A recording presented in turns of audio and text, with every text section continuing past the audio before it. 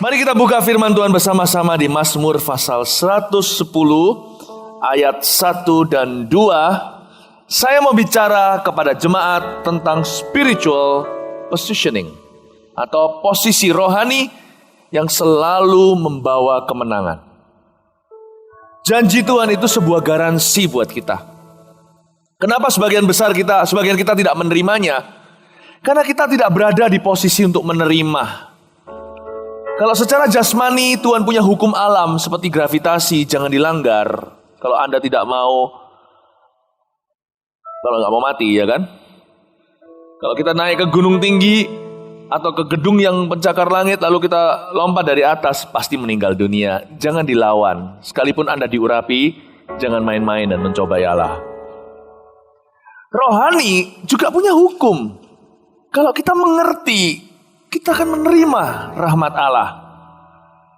Spiritual positioning itu penting.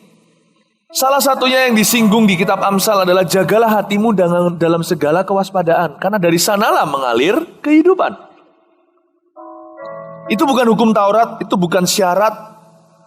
Tapi Tuhan mengajarkan kepada kita agar kita berada di posisi untuk menerima, kita harus jaga hati.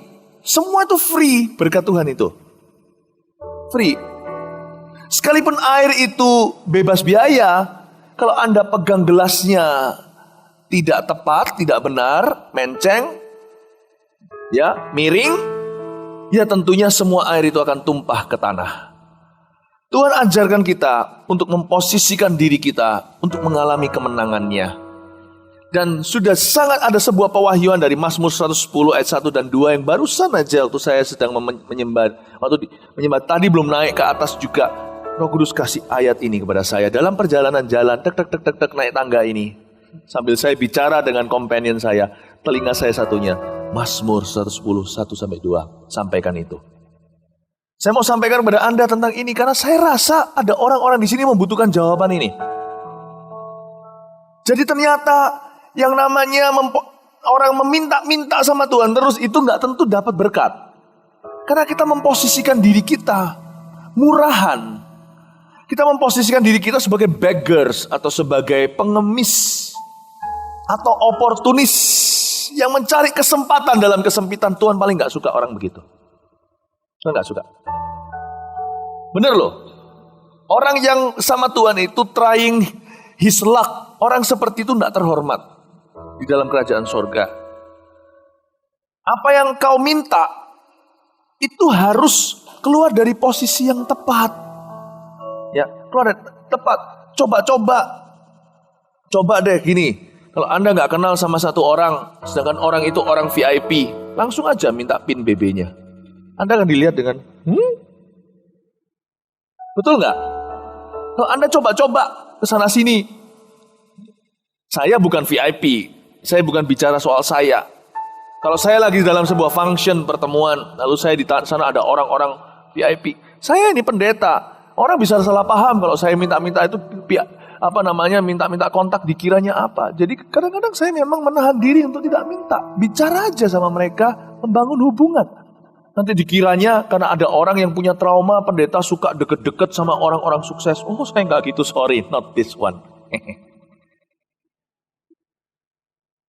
Saya nggak mau. Malah justru sebaliknya dalam function gitu kadang-kadang malah kebalikannya.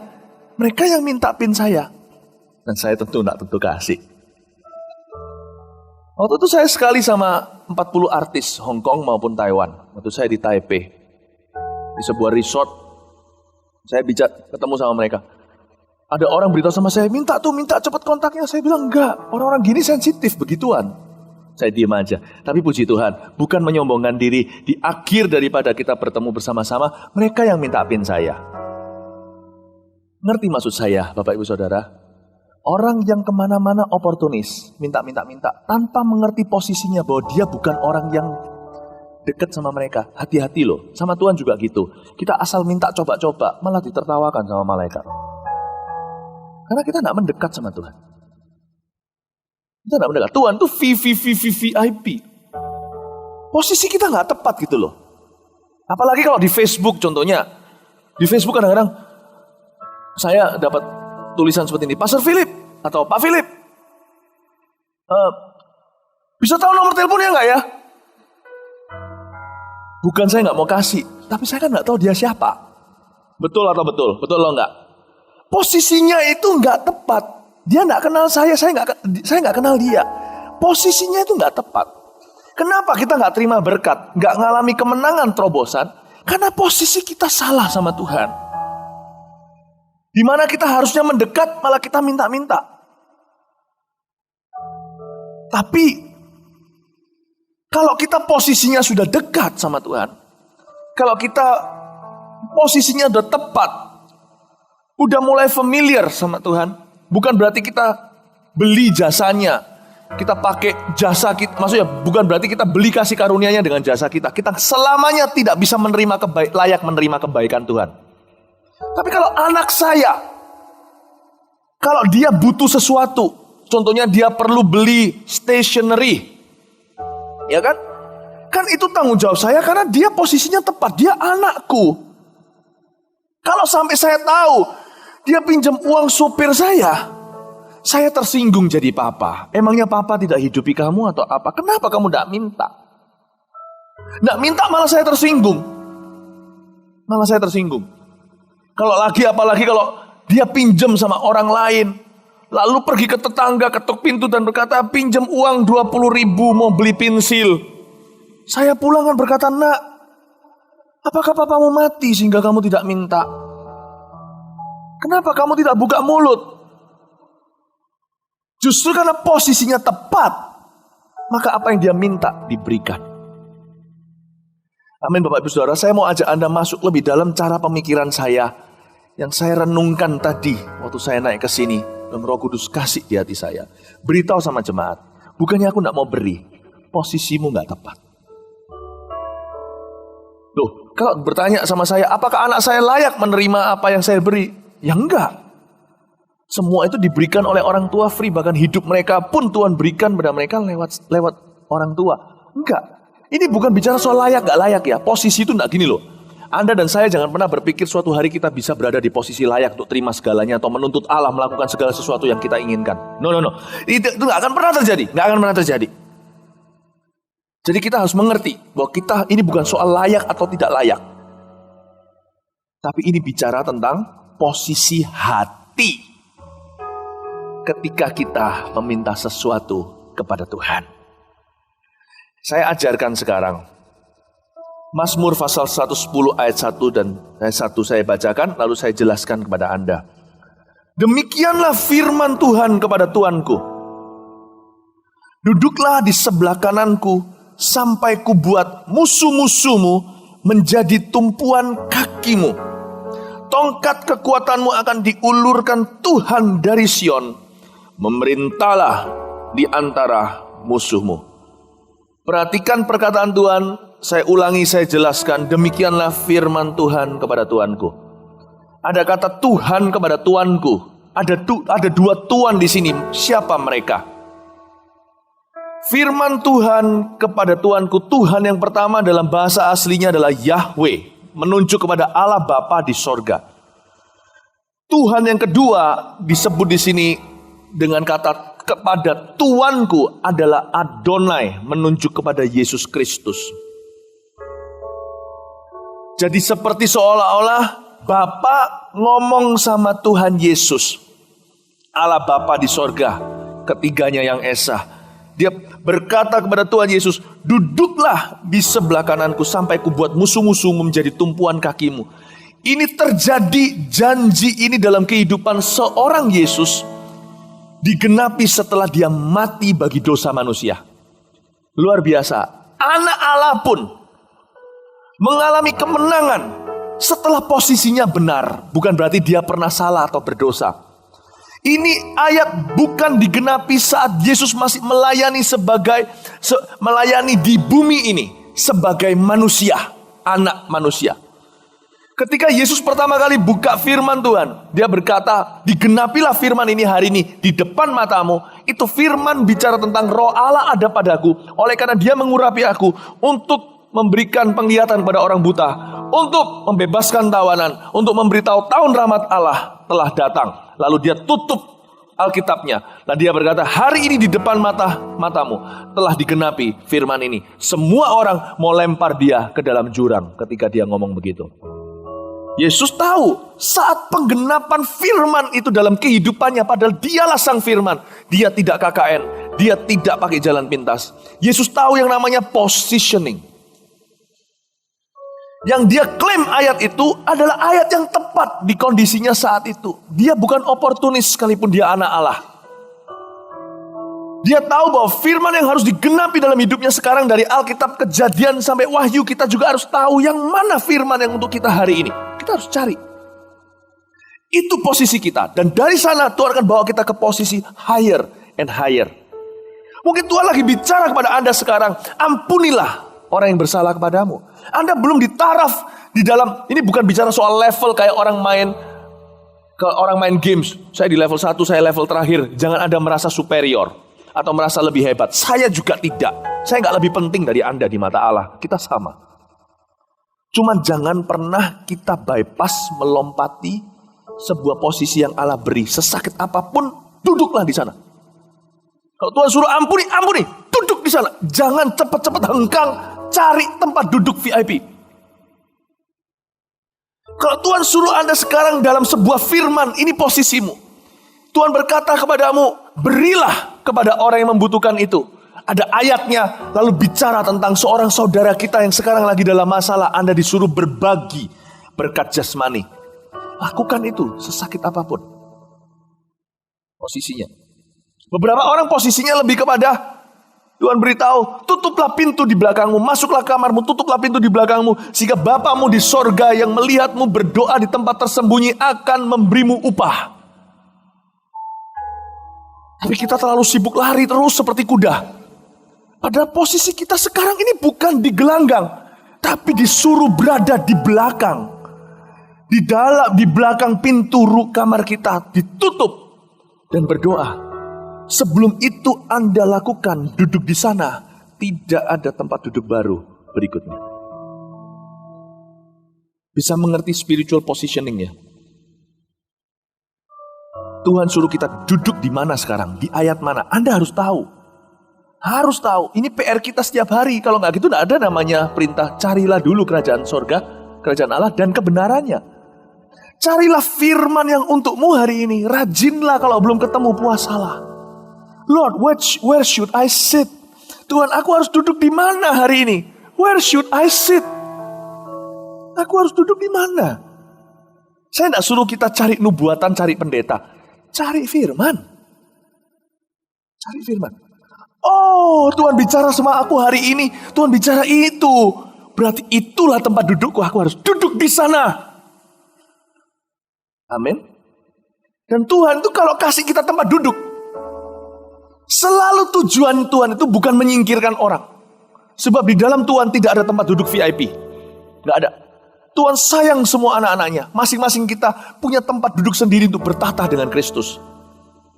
Jadi hari ini kalau Anda dikasih firman untuk ngalah, duduklah di sana. Sebab tujuan Tuhan bukan menyingkirkanmu, tapi mempromosikanmu. Allah kita itu selalu memberi kita tempat duduk sekalipun susah. Kalau Anda bisa lihat maksud hatinya, Anda tahu bahwa Dia sedang menyiapkan. Kalau Anda sudah duduk di sana, dikasih tempat duduk berikutnya, Anda di-upgrade cuma-cuma. Supaya Anda akhirnya berada di samping, bertahta dengan Kristus, bersama dengan Dia. Tuhan kalau kasih Anda tempat duduk sekarang, taat saja. Sungguh taat saja. Saya kok merasa Roh Kudus suruh saya ngomong ini. Ini tidak terpikir sama saya. Beritahu sama mereka, beberapa tempat duduk mereka sampai hari ini aku tunggu masih kosong. Beberapa jemaat di sini bukannya mereka nggak taat, tapi mereka nggak ngerti bahwa itu tempat posisi yang aku berikan untuk mereka. Duduk di sana, nggak apa-apa. Tempat duduknya siapa namanya itu, Yusuf, dari rumah Potifar. Pertama sumur, rumah Potifar, penjara. Dia nggak ngerti ternyata itu tempat duduk kalau lewat jenjang politik. Sama sekali bukan jenjang ke arah promosi. Di setiap bidang itu selalu ada juga yang namanya secara tradisi. Posisi seseorang itu bisa kelihatan nanti kira-kira jenjang karirnya setinggi apa. Betul ya? Di dalam secara contohnya dalam angkatan bersenjata juga kelihatan. Katanya sih kalau yang sudah dikirim ke kapal ini atau menjadi ketua di daerah tertentu itu kelihatannya sebentar lagi akan di DKI. DKI ya, betul ya. Daerah khusus istimewa Jakarta, betul ya, DKI. Ya. Apa? Ibu kota, ya. Akan sampai ke ibu kota. Semua orang itu kan punya apa ya? Punya patron lah ya. Di mana-mana punya patron, di angkatan. Kalau juga di dalam bisnis juga sama. Wah, kalau dia di posisi gini kelihatannya ini akan kemungkinan naiknya begitu di banking contohnya. Wah, kelihatan ini sudah gini, sebentar lagi naiknya begitu. Kalau Tuhan nggak bisa ditebak. Hebatnya Tuhan itu gitu, nggak bisa. Tuhan nggak punya patron, dialah patron. Dialah patron. Tapi yang bisa ditebak dari Tuhan adalah intention hatinya atau maksud hatinya. Yang itu tidak lagi misteri. Karena Alkitab berkata tidak ada pertukaran bayangan padanya. Dengan kata lain, Allah kita itu secara moral sempurna. Dia itu tidak pernah politik di belakang untuk menjatuhkan orang, menjelekkan orang, atau menyingkirkan orang. Dia kepingin semua anak-anaknya dipindah dari kemuliaan kepada kemuliaan yang lebih besar. Karena itulah pegangannya si Yusuf. Ketika dia tidak punya janji apa-apa, dia pegang moralnya Tuhan, karakternya. Kalau dia sekarang suruh duduk di sumur, dia duduk di sana. Sakit tidak enak, dia duduki. Dia tidak ngomel, dia kalau disuruh di sumur, maka dia tinggal diam di sana, dia tidak mengutuk. Ketika duduk di Potifar, dia lakukan tugasnya apapun, kertas yang ditaruh di mejanya, dia bereskan. Ketika dia duduk di penjara, dia bersihkan semua kosek WC-nya. Dia nggak tahu, mana pernah sangka semua orang tidak pernah menyangka, tidak pernah terjadi seperti itu sebelumnya. Allah selalu ingin menjadikan setiap kita kasus kemenangan yang pertama kali di dunia ini. Siapa pernah sangka? Ini jenjang karir Yusuf. Perhatikan. Dari seorang anak, tempat duduknya adalah anak manja istimewa. Boom, jatuh ke sumur, duduk di sana berjam-jam kepanasan. Langsung di rumah orang, di rumah Potifar. Lalu kejeblos ke penjara, duduk di lantai kotor dengan tikus dan kecoa. Gak pernah sangka dari tempat duduk kecoa itu, boom, kursi menteri. Perdana Menteri. Gak pernah sangka kan? Mungkin sekarang Anda di posisi ampuni. Ampuni kalah. Boom! Ketika Tuhan memulihkan keadaan Sion, keadaan kita seperti orang yang bermimpi, Anda akan seperti mimpi Kalie. Kalau Tuhan akhirnya menunjukkan kepada Anda, kamu sebenarnya ini loh kursimu di sebelahku, memerintahlah dengan aku. Kaget setengah mati. Lalu orang berikutnya mencoba mencontoh Anda. Tidak bisa, karena kesaksian Anda unik satu-satunya. Kalau Anda cuma duduk di satu kursi dalam satu waktu, taat di sana sampai Tuhan kasih kursi berikutnya. Kursi itu adalah firman Allah. Duduklah di sebelah kananku, sampai ku buat musuh-musuhmu menjadi tumpuan kaki. Ada beberapa orang di tempat ini, kalau mau pulih, ingatlah 3 kursi sebelum hari ini yang Tuhan sediakan pada Anda, 3 posisi itu. Yang Anda tolak untuk duduki hingga Anda terpuruk kali ini. Anda mau kembali? Gampang. Duduki kembali kursi-kursi yang sebelumnya Tuhan perintahkan. Sit there. Itu akan mengarah ke satu tujuan. Akan mengarah ke promosimu. Yusuf tunggu 13 tahun dari umur 17 sampai 30. Gampang kalau Anda mau tahu jalan pulang. Seperti seekor anjing yang dibuang oleh majikannya ke tempat lain. Atau anjing yang mungkin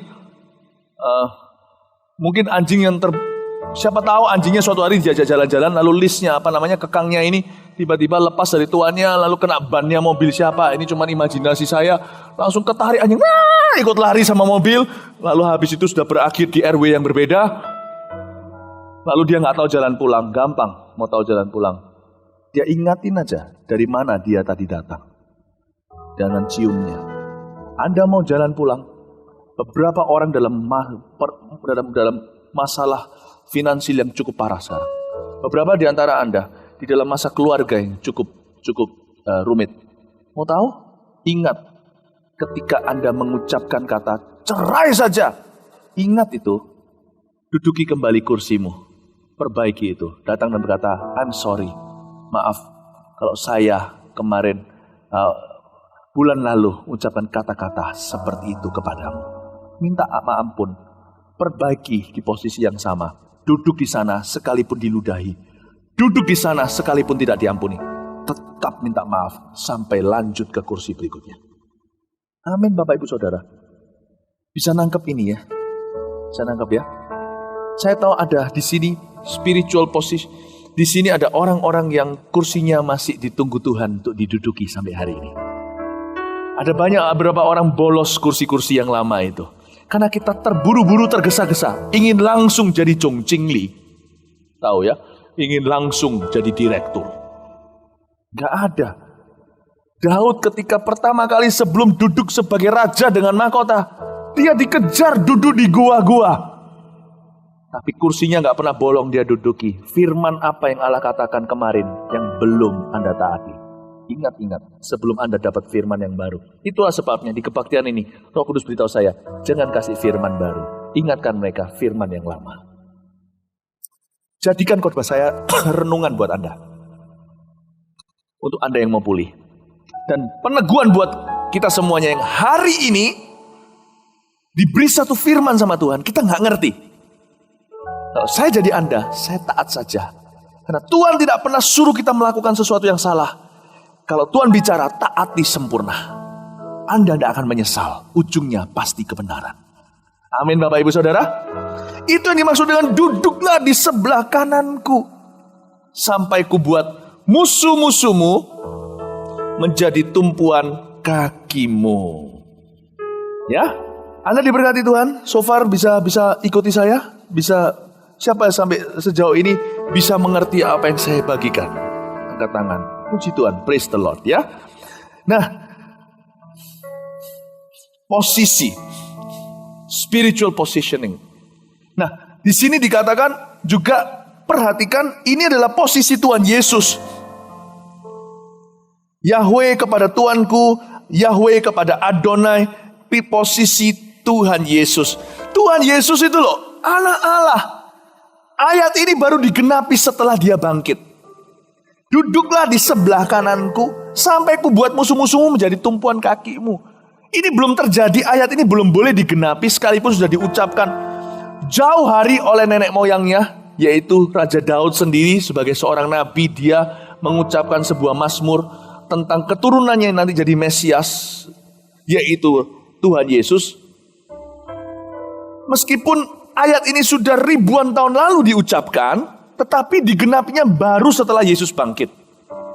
Karena ketika Tuhan Yesus dikhianati oleh Yudas, dia berkata sama muridnya yang satu ini, inilah waktumu, waktu kegelapan, lakukan apa yang kau kehendaki. Tuhan sendiri mengakui bahwa pada saat itu terjadi, musuh-musuh Tuhan belum ada di bawah kakinya. Tapi musuh Tuhan sedang bekerja. Kuasa kegelapan sedang melaksanakan rencana dan rancangannya. Yesus disalibkan. Dia menyerahkan nyawa mati di tangan orang berdosa. Ayat ini terjadi setelah Yesus bangkit. Di zaman perjanjian lama, ketika seorang raja menang perang, dia akan duduki tahtanya dengan mahkotanya yang berat, biasanya berkilo-kilo. Mahkota raja itu sebenarnya berat sekali sebenarnya, karena semakin berat dengan barang-barang mahal, semakin mulia raja itu. Lalu raja itu duduk di atas tahta, satu-satu musuhnya, satu-satu dibawa datang, suruh berlutut di depannya, kaki raja ditaruh di punggungnya. Dilihat oleh seluruh rakyatnya, satu-satu. Ini bicara tentang Yesus setelah dia bangkit, satu persatu negara datang di bawah kakinya. Satu-satu jiwa-jiwa kembali kepadanya. Satu-satu bidang di masyarakat, satu-satu kembali di bawah dominasinya. Entertainment, media, satu-satu. Ini bicara pasca kebangkitan Yesus. Coba bayangin, anak Allah pun tahu timing, apalagi kita. Saya ajak kita untuk tidak menjadi orang Kristen yang gerusa-gerusu, tapi penuh kalkulasi dalam hubungannya dengan Allah. Bukan perhitungan, penuh kalkulasi untuk mengerti gimana kita posisikan. Karena dia bukan cuma bapak kita, dia juga raja kita. So treat him like a VIP. Perlakukan dia seperti seorang VIP. Jangan menganggap dia Allah maha tahu berarti dia gak sensitif. Dia sensitif dan peka. Jadi kalau Anda duduk di kursi yang Tuhan berikan pada Anda biasanya punya hak bicara. Bukan membeli kasih karunia-Nya, tapi Anda berada di posisi untuk didengarkan. Itulah sebabnya ketika saya mau minta sesuatu sama Tuhan, biasanya saya nggak langsung masuk pintu depan gereja langsung minta. Saya belajar untuk tunggu waktu ngomong sama Tuhan, sekalipun Tuhan dari jauh sudah tahu pikiran saya. Sudah tahu. Bukan memanipulasi Tuhan, tetapi mengerti posisi kita ketika meminta. Saya ajari Anda dan saya untuk tidak menjadi orang Kristen yang gerusa-gerusu, menjadi orang Kristen yang punya mentalitas seorang pengemis. Pengemis itu gimana? Coba kalau lihat ya di jalanan ya, minta. Nggak dikasih, ya sudah, minta yang mobil lain. Nggak dikasih, ya minta mobil lain. Betul atau enggak? Tuhan nggak mau kita kayak begitu. Tuhan mau kita perhitungkan dengan matang sebelum kita minta. Dan pastikan posisinya benar waktu melakukannya. Kalau Anda hari ini barusan menggosip, kalau kita barusan menggosip saudara kita, ngomong yang buruk di depan 5 orang yang lain, wah jelek-jelekin. Lalu habis itu kita berkata, Tuhan Yesus berkati aku. Meskipun orang diberkati bukan karena dia layak, tapi kali ini sungguh-sungguh vulgar, tenang. Ketika kita begitu, Tuhan pasti ngomongnya, aku nggak tertarik ngomong soal berkat sama kamu sekarang. Selesaikan dulu PR-mu. Jangan gosip orang lain. Meskipun kalau kita nggak gosip orang lain, kita datang sama Tuhan, kalau kita dapat berkat juga bukan karena kita layak kok. Tapi paling tidak kita punya keberanian untuk percaya. Betul nggak? Alkitab berkata, kalau hati kita tidak ada yang menuduh, kita punya keberanian percaya, apapun yang kita minta, diberikan olehnya. Duduklah di sebelah kanan kan, bukan sebelah kiri kan? Tahu maksudnya apa? Sit on my good side. Don't sit on my bad side. Jangan pernah anak kita berkata, Papa, Mama, ayo mau liburan. Tetapi pelajarannya amburadul. Orang tua yang baik gak mungkin memanja anaknya dan merusaknya. Pasti berkata, enggak. Papa tidak tertarik ngomong kita nanti lebaran mau kemana. Sorry, selesaikan dulu PR matematikamu. Aku gak tertarik ngomong itu. Meskipun nanti kalau kita bicara soal liburan, mereka juga gak layak terima itu. Itu semata-mata kasih orang tua. Tapi ada waktunya Tuhan tidak mau diajak bicara soal itu oleh dirimu dan diriku. Sampai engkau melakukan apa yang menjadi bagianmu. Duduk, selesaikan kumonmu. Amin Bapak Ibu Saudara. Beberapa orang di sini defisit sama Tuhan. Dan membuat surga jadi alergi. Bukan berarti gak cinta. Kita bisa alergi sama anak kita loh. Bukan berarti kita sayang. Cuman kita tidak mau manja mereka. Ini waktu yang salah nak kamu tanya ini. Sangat salah. Ya, amin Bapak Ibu Saudara. Beberapa di sini ada defisit. Saya cuma disuruh, ini kan saya cuma pesuruhnya Tuhan. Saya ini pembantu rumah tangganya Tuhan. Suruh datang kepada anak-anaknya nih beritahu. Tahu nggak? Papa nggak marah. Papa itu cuma minta supaya kalau saya jadi pembantu rumah tangganya, supaya Sinyo dan Noni ini lakukan apa yang Papa sudah minta kemarin. Papa itu tidak marah. Saya cuma disuruh beritahu, berikan bocoran kepada Anda. Beberapa doa Anda sudah siap didengar, sudah siap dijawab oleh Tuhan. Cuman belum, karena Anda masih tangguhkan tanggung jawab Anda. What is it? I don't know. Di roh saya bisa merasakan.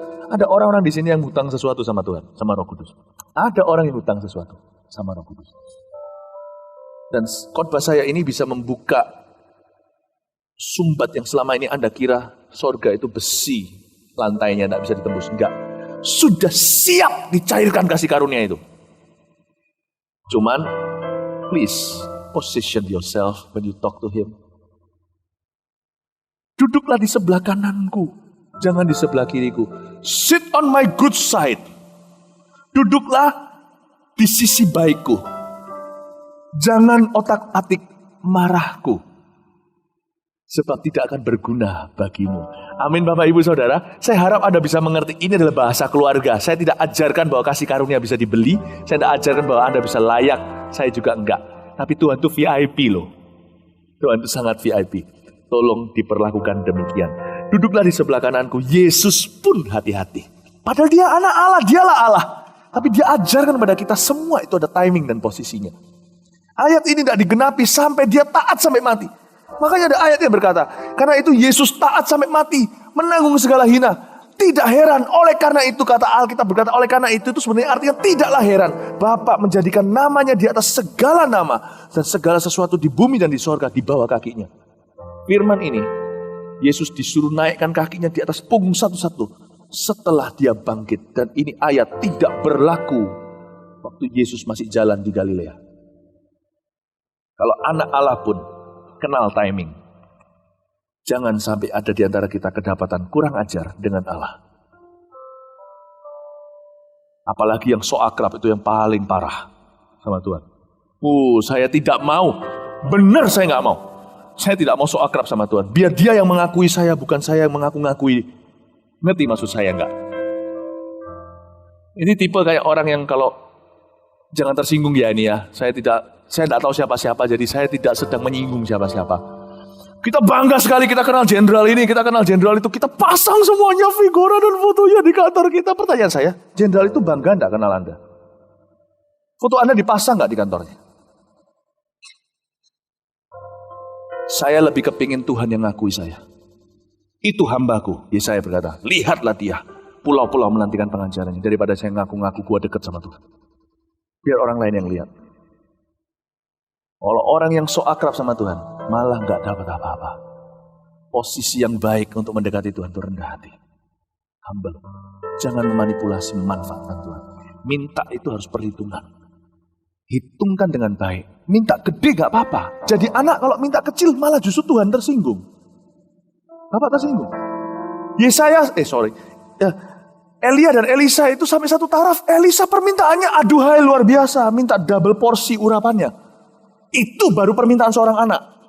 Gak boleh tanggung. Anak saya besok kalau minta sama saya kecil-kecil malah justru saya tersinggung. Apa kamu gak percaya papa mencintaimu atau kamu gak percaya papa mampu untuk membantu kamu? Saya mau mereka minta yang besar. Tapi sekarang waktunya untuk saya didik mereka dulu untuk punya posisi yang benar di dalam bersama dengan di depan orang tuanya. Amin Bapak Ibu Saudara. Minta itu harus besar. Tapi jangan coba-coba. Mobil sini tolak ke mobil itu. Banyak orang berdoa lalu besok lupa apa yang dia doakan. Tuhan gak suka yang begitu. Coba-coba namanya. Tuhan minta, besok lupa. Minta asal. Akhirnya malaikat, ada reputasi di kalangan malaikat. Orang itu kalau ngomong diuji dulu. Orang itu kalau ngomong diuji dulu. Dia gak tentu sungguh-sungguh serius dengan perkataannya. Enggak.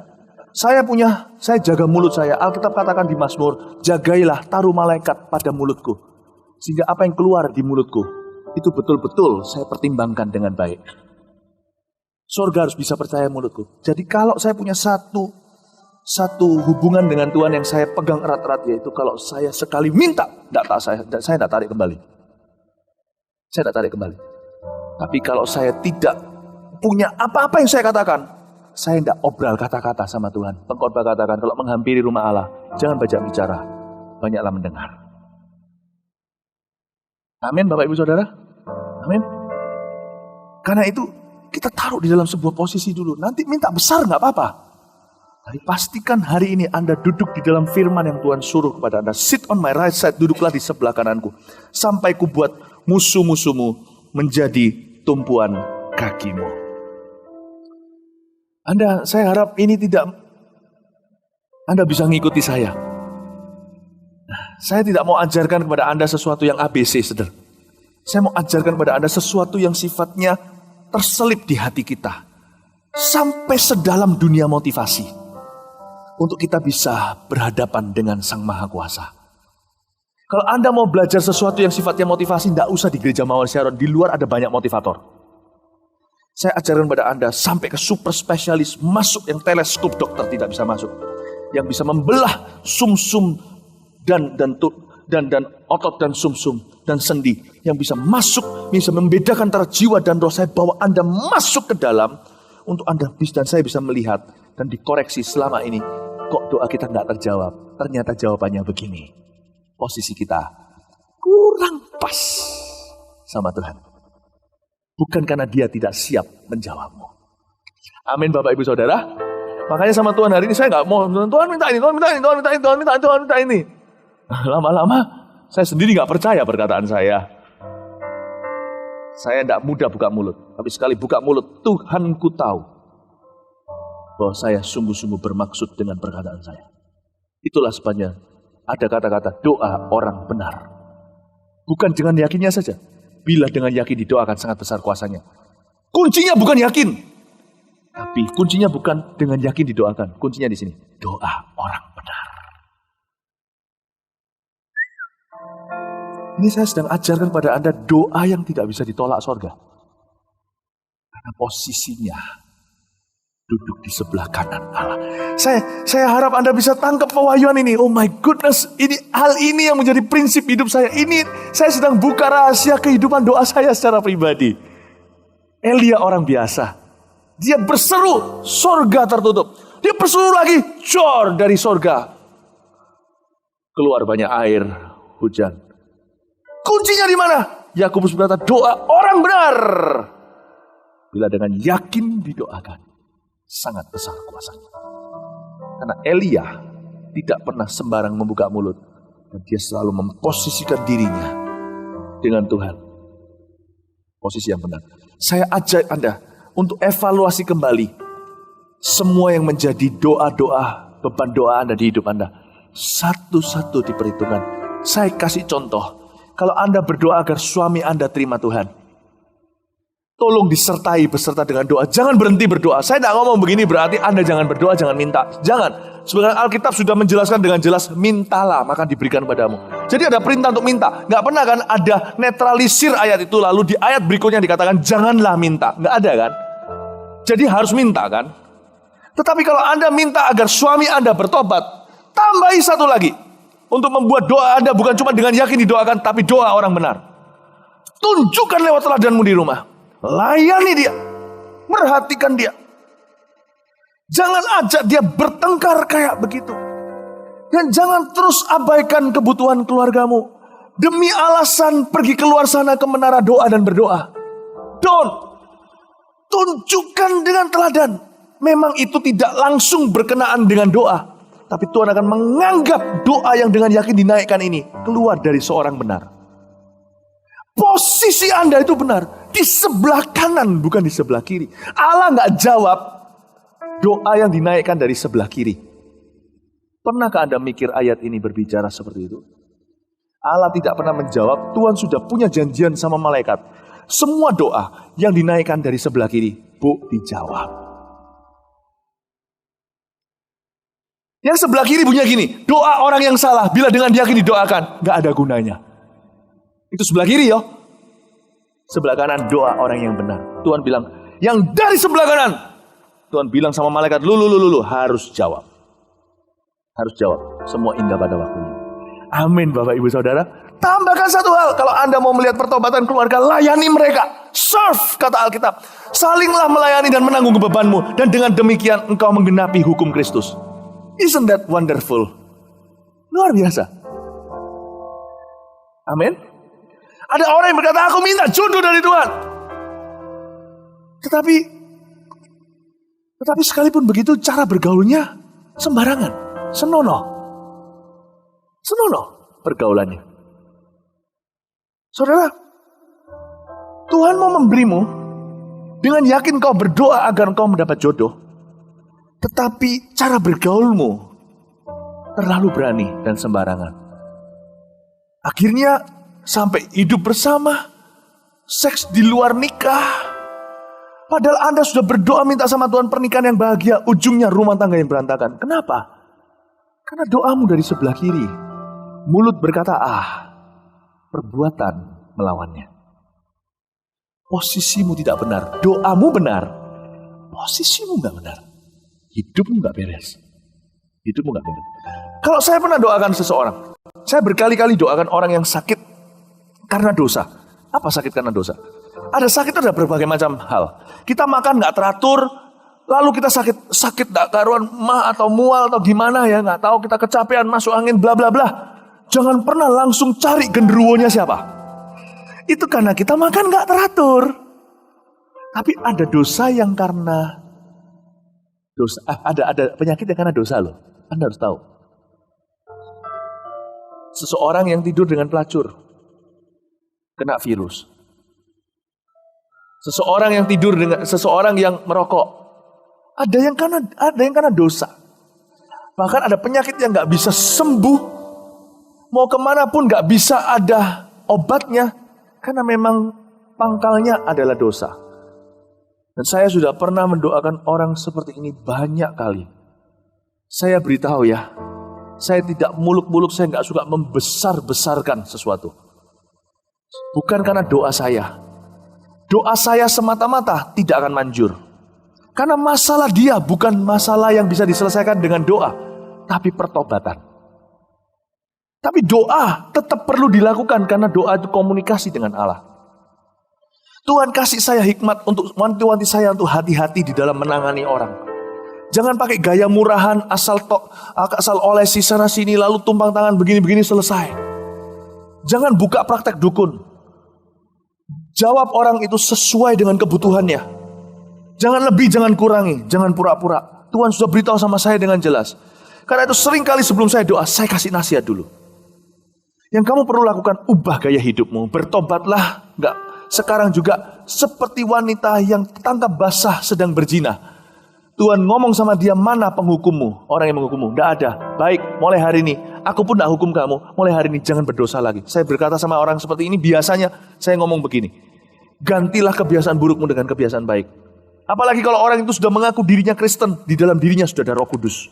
Sekalipun dia dukakan, tapi saya tahu Roh Kudus tidak meninggalkan dia, sebab Roh Kudus itu nggak suka traveling. Cabut, bawa koper pulang, nggak suka. Saya beritahu Roh Kudus tetap ada di dalam dirimu, cuma dia sedih hati gitu aja. Jadi kamu sudah punya kekuatan, kuasa. Lain cerita kalau Anda bukan orang Kristen. Saya suruh Anda berbuat baik, itu pasti keluar dari usaha manusia, pasti gagal. Kalau Anda bukan orang Kristen, saya akan tuntun Anda untuk terima Yesus dulu. Lalu saya baptis. Tapi kalau Anda sudah mengaku Yesus adalah Tuhan, Roh Kudus di dalam dirimu, kau punya kekuatan untuk mengambil keputusan. Setiap kali kau mengambil keputusan sesuai kehendak Allah, Roh Kudus akan empower you, akan memberimu kuasa. Yohanes 1 ayat 12.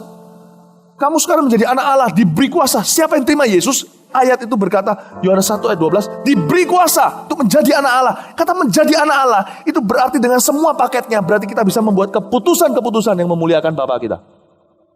Saya beritahu sama dia, gantilah kebiasaan burukmu, kebiasaan dosamu dengan kebiasaan yang baru. Ganti dengan yang baru. Kamu bisa, karena kamu sudah kalau Anda adalah anak Allah, Anda adalah anak Tuhan. Anda mengaku Yesus adalah Tuhan. Di surat Yohanes dikatakan gak ada orang bisa berkata Yesus adalah Tuhan kalau Roh Kudus gak ada di dalam dirinya. Bisa, ayo. Lalu saya ajak dia. Jadi saya tumpang tangan biasanya sederhana. Ya, kecuali kalau orang itu manifestasi setan, saya tidak akan bawa ke sana. Saya enggak, ayo keluar, muntah-muntah, enggak usah gitu. Ini siapa yang ngepel? Saya biasanya tumpang tangan cuma sederhana, simpel. Karena jawabannya bukan di dalam doa dengan yakin didoakan. Jadi saya doa sesingkatnya. Jadi jangan sampai kecewa kalau saya doakan orang-orang seperti ini, kalau kebetulan itu adalah Anda. Saya doakan banyak, bukan 1-2 orang. Saya tumpang tangan biasa. Dalam nama Yesus, saya suruh dia mengaku dosa. Saya suruh dia sungguh-sungguh percaya dengan setiap perkataannya. Alkitab berkata siapa percaya dengan setiap perkataannya terjadi dalam Yesus. Saya tumpang tangan, saya putuskan, saya minta pengampunan Tuhan, saya ucapkan kesembuhan. Biasanya saya cuma ngomong, I speak healing in Jesus name. Ucapkan kesembuhan dalam nama Yesus. Saya percaya. Amin. Kalau dia berkata, gak kerasa apa-apa, memang gak usah kerasa apa-apa. Ganti gaya hidupmu. Ganti. Saya beritahu ya, selama ini rekor naik ring, bukan saya, tapi Roh Kudus setiap kali naik ring begitu lawan roh jahat, 100 kasus. Saya tidak muluk-muluk, 100 sembuh semua. 100 sembuh semua. Tuhan kita itu tidak susah untuk jangkau. Duduk saja di sebelah kanannya. Sampai ku buat musuh-musuhmu satu-satu di bawah kakimu. Apa itu? Penyakit? Apa itu? Satu-satu. 100 itu 100 sembuh semua. Jadi saya langsung ngerti. Apakah ada peran doanya dalam kesembuhan 100 orang itu? Ada. Yakin didoakan? Ada. Kita gak boleh doa asal-asalan dong. Saya kalau doa yakin. Bukan berarti bertele-tele. Pendek gak apa-apa. Asal dengan percaya. Tapi kuncinya terletak bukan cuman pada keyakinan doa. Ternyata terletak juga pada orang itu mengubah posisi dosanya menjadi posisi yang benar. Ternyata kuncinya bukan terletak kepada siapa yang mendoakan. Itu ada faktor penolongnya.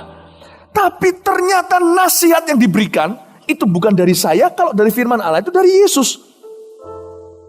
Ketika dia lakukan, dia tidak berdiri lagi di jalan orang berdosa, duduk dengan orang fasik, mendengar nasihat orang fasik, duduk dengan pencemooh. Dia mengubah posisinya dari orang yang salah menjadi orang yang benar, bukan cuma mengubah saat saya doakan, tapi seterusnya dia betul-betul duduk di sebelah kanan Allah. Entah gimana, kapan sembuhnya, nggak ada yang tahu. Ketika dia cek lagi, banyak kasus dari ratusan, saya sebut aja 100 saya genapkan. Satu persatu, entah tiba-tiba kankernya hilang, tiba-tiba virusnya lenyap. Saya pernah melihat HIV AIDS positif dites 4 kali. Positif, orang itu sudah terkutuk mati, sembuh total. Lalu dicek 4 kali berikutnya, tetap negatif. Sampai yang ngecek nolak, pulang, gak perlu ngecek lagi, ngeriwui lab. Dan hidup sampai kini. Bukan karena Anda jangan datang ke saya dan berkata, wah Pak Philip, ampuh doanya, cari dia. Dia itu loh hostnya Before 30. Saya gak punya magic. Saya pun akan berhenti disertai kalau saya mengucapkan dusta. Ini, kudoakan pasti sembuh. No, yang menyembuhkan dia selain Yesus tentunya, adalah posisi dia di sebelah kanan. Sedikit doa, kalau suasananya sudah pekat dengan gas, dengan bahan bakar, sedikit doa penuh keyakinan, gak usah bertele-tele. Bapa kami dalam surga, dikuduskanlah namamu, datanglah kerajaanmu, jadilah kehendakmu di bumi seperti di surga, berilah kepada kami. Ya, berapa? Gimana tuh?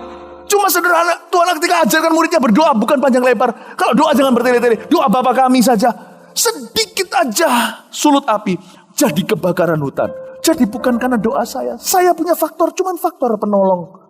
Tapi karena Yesus melihat orang ini mengubah posisinya.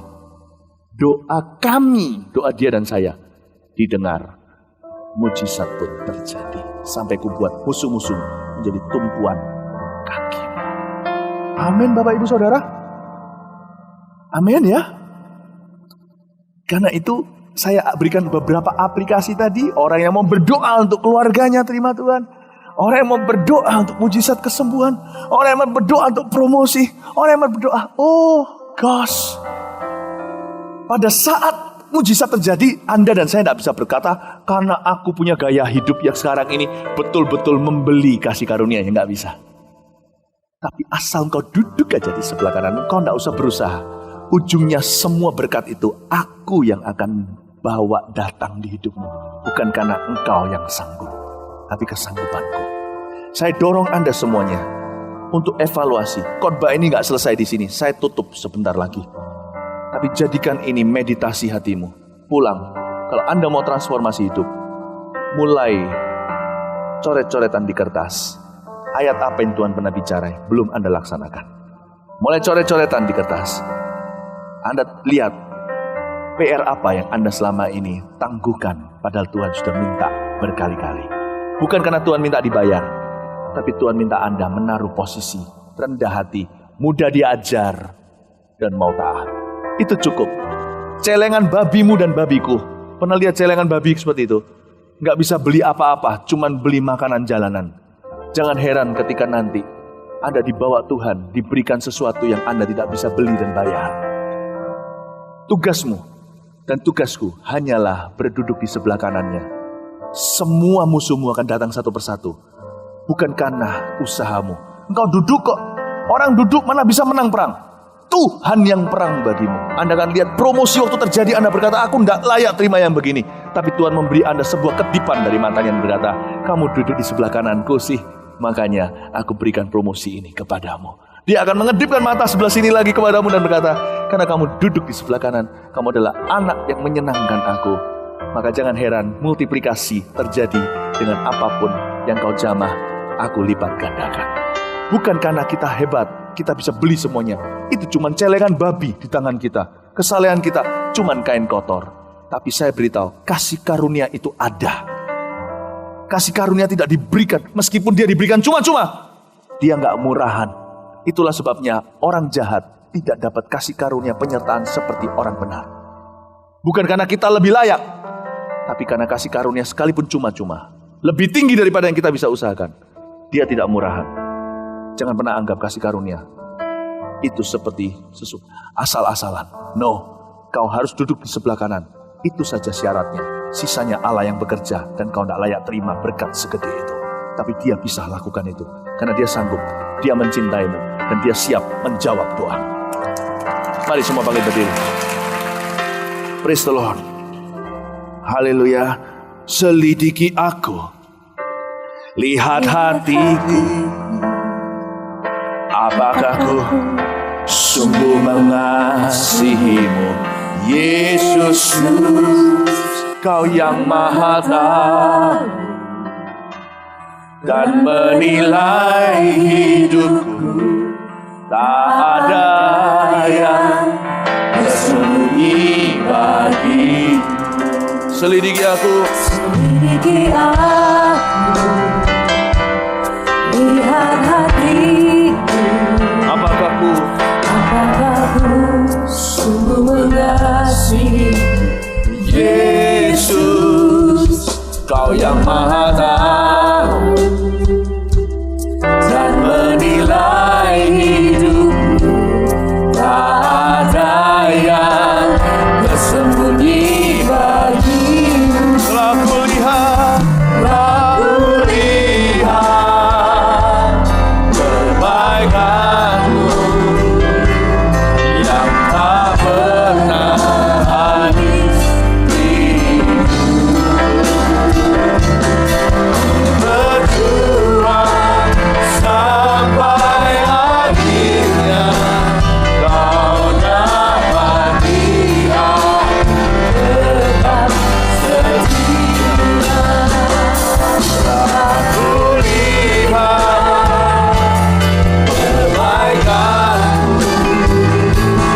yang tak pernah berjuang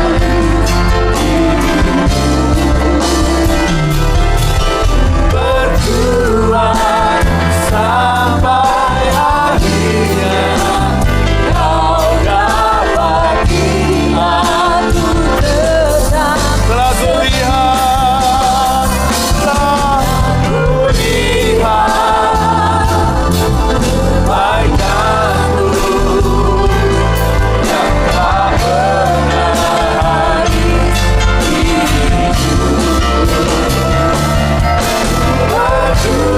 Berjuang sampai akhirnya kau dapat. Sekali lagi, telah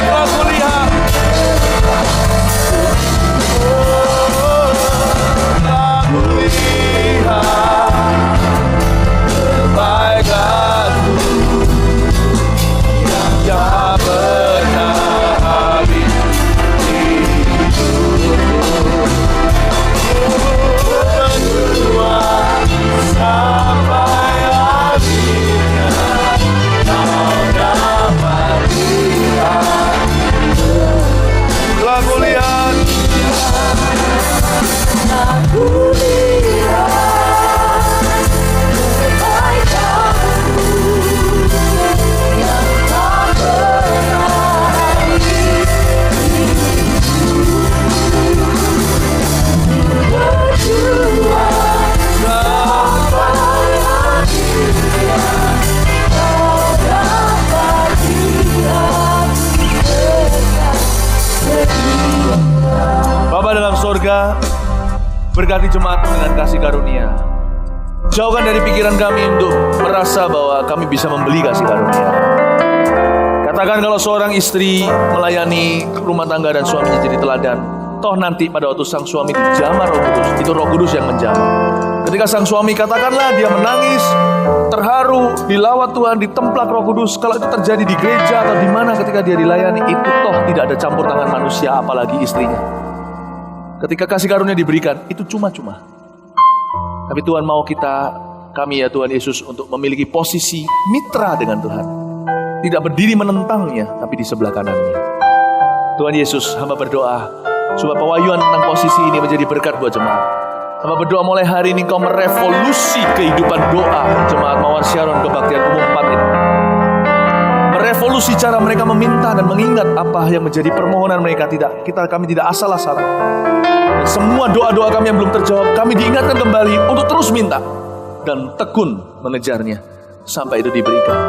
Hamba berdoa tidak kurang dari ini, yaitu kemenangan dan mujizat yang Kau beri di dalam pernikahan setiap jemaat, dalam pekerjaan, bisnis, karir, studi masa depan, dalam keluarga. Hamba berdoa ya Tuhan Yesus, terobosan-terobosan baru seperti visi yang Kau berikan pada kami, multiplikasi, Tuhan lipat gandakan kemenangan-kemenangan-Mu dalam kehidupan setiap orang yang hadir mendengarkan firman ini saat ini. Tuhan, materaikan dia Tuhan dengan firman-Mu dengan kuasa Roh Kudus-Mu. Dan hamba berdoa ya Tuhan Yesus, ketika jemaat-Mu juga pergi berlibur ya Tuhan, atau tinggal di rumah, hamba berdoa supaya keamanan selalu menjaga mereka. Roh Kudus, Kau banyak bicara dan tuntun mereka, hingga mereka bisa mengalami Tuhan selama liburan ini. Dan khususnya keluarga mereka semakin akrab, keluarga kami semakin akrab. Dan ya Tuhan, ketika kami kembali ke kehidupan normal, kembali ke kantor atau kampus atau sekolah atau kehidupan sehari-hari, maka Tuhan, kami percaya sudah banyak kejutan yang menanti kami dari Roh Kudus. Terima kasih Tuhan. Apakah Anda siap sekarang jemaat untuk menerima doa berkat? Kita akan selesai. Ya. Sambil saya berikan pengumuman singkat, siaran ulang kebaktian umum jam 4 tadi tentang liburan dapat Anda saksikan di mstv.tv Senin 5 Agustus besok pukul 11 waktu Indonesia bagian Barat. Di sini Anda bisa dengarkan for free. Saya dorong Anda untuk betul-betul mendengarkan, cuman paling nggak 1 jam nggak sampai, tapi Anda pasti akan diperlengkapi. Sejak hari ini liburan Anda nggak akan pernah sama lagi. Setiap kali Anda liburan, Anda profesional liburannya, dan betul-betul dapat banyak berkat dari musim-musim istirahat seperti itu ya. Jangan lupa besok hari Senin 5 Agustus pukul 11 pagi waktu Indonesia bagian Barat. Kalau Anda sudah traveling kemana, yaitu lewat mstv.tv. Anda bisa lihat di warta juga ada alamatnya. Just for you, especially untuk jemaat kebaktian yang keempat, yaitu yang jam 7 sekarang ini. Amin. Tuhan mengasihimu, kami juga mencintaimu. Terimalah berkat dari Allah Bapa, kasih setia dari Tuhan Yesus, pengurapan dan penyertaan dari Roh Kudus menyertai bukan cuma kehidupan doamu, tapi apapun yang kau lakukan dari sekarang ini sampai liburan, sampai kembali, atau sampai nanti kita kembali ke kehidupan normal. Allah beserta. Terimalah kasih karunia, ya kasih karunia yang diberikan dengan cuma-cuma menjadi milikmu sampai mujizatmu penuh, sukacitamu penuh dalam kata Tuhan. Dalam nama Yesus diberkatilah engkau. Haleluya. Amin. Selamat malam. Tuhan Yesus memberkati.